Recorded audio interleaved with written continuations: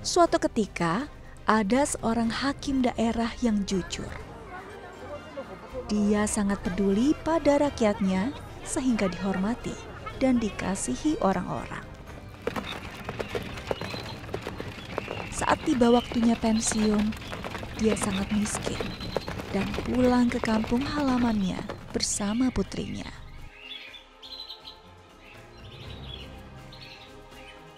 Saat dia pulang ke kampung halaman, warga desa merasa sangat bangga dan menyambutnya dengan hangat.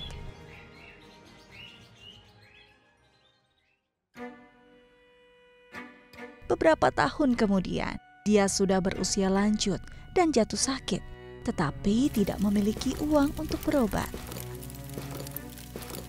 Setiap hari, putrinya berada di sisinya untuk menjaganya sehingga tidak bisa pergi ke wihara untuk memuja Buddha. Putrinya lalu mendapat sebuah ide.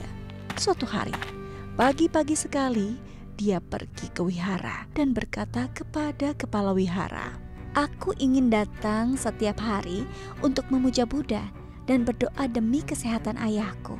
Tetapi aku tidak bisa meninggalkannya di rumah. Apa yang harus aku lakukan?" Kepala wihara berkata padanya, Engkau bisa meletakkan meja sembahyang di depan rumahmu setiap hari dan bersujud dengan menghadap ke arah wihara untuk berdoa dengan tulus. Dia pun pulang ke rumah. Dia berjalan pulang sambil menghitung jumlah langkahnya hingga tiba di rumah. Setiap hari, dia meletakkan meja sembahyang di depan rumah dengan arah menghadap ke wihara. Berapa langkah yang dibutuhkan untuk berjalan dari rumahnya ke wihara?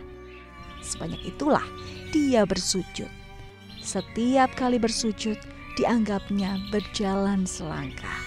Setelah itu, dia melakukan meditasi berjalan dengan tulus. Dari hari ke hari, kesehatan ayahnya membaik hingga akhirnya sembuh. Meski demikian, dia tetap memuja Buddha seperti itu setiap hari. Tahun itu, seorang pemuda setempat yang memperoleh peringkat pertama dalam ujian kenegaraan pulang untuk memberi persembahan kepada leluhur. Berhubung merasa bahwa itu merupakan berkat dari para Buddha dan Bodhisattva, ibu pemuda tersebut pun mengutus orang ke wihara untuk menyampaikan bahwa putranya akan datang untuk membakar dupa pertama keesokan harinya. Kepala wihara pun berpesan pada yang lain tentang hal ini. Keesokannya, pemuda itu tiba pagi sekali. Melihat 3 batang dupa di tempat dupa, dia berpikir, Bukankah aku yang akan membakar dupa pertama? Mengapa bisa demikian? Tidak apa-apa, besok aku akan datang lebih pagi. Dia datang lebih pagi keesokannya, tetapi tetap sudah ada dupa di tempat dupa. Pemuda itu merasa sangat kesal dan menceritakannya kepada kepala wihara. Kepala wihara berkata, Aneh, bukan kami yang membakar dupa itu. Pemuda itu lalu menginap di wihara malam itu untuk melihat siapa yang membakar dupa pagi-pagi.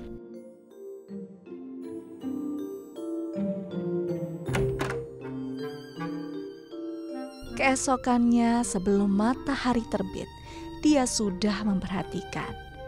Pintu wihara belum dibuka, tetapi ada seorang gadis yang sudah masuk. Gadis itu bersujud dengan tulus dan melakukan meditasi berjalan.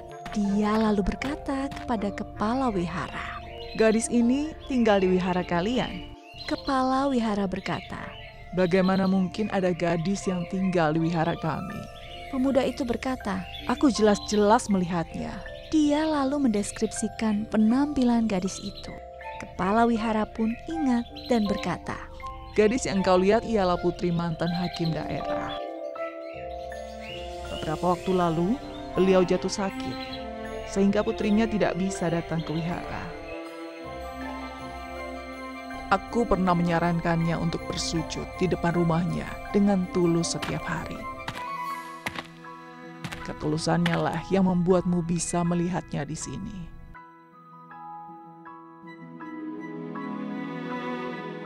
Mendengar hal seperti itu, pemuda itu sangat takjub.